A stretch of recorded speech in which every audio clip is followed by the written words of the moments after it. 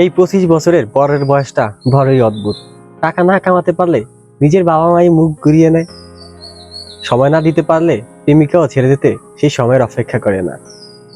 এর আগে মনে হইতো যে হবে, একদিন হবে, কিন্তু এই বয়সে এসে রিয়েলাইজ হয় যে আমি কতটুকু সময় হারায় ফেলছি।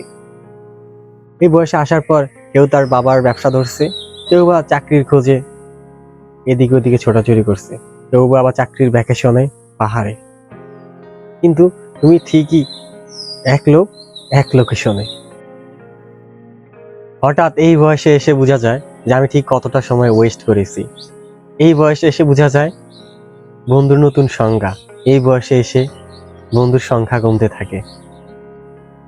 এক সময় যেই পাড়াতে হিরো হিসেবে ছিলাম, এখন সেই পাড়াতেই সোশ্যাল কাজে আমাকে প্রথমে বাদ দিয়ে দেয়। হঠাৎ করেই দূরে কোথাও পালিয়ে যেতে ইচ্ছে করে, কিন্তু আবার পরে মনে পড়ে এতে শান্তি কোথায়। আবার এই বয়সে রিয়েলাইজড হয় মিলিয়নার হওয়ার যে স্বপ্নটা ছিল সেটা আর বোধহয় জীবনে পূরণ হবে না।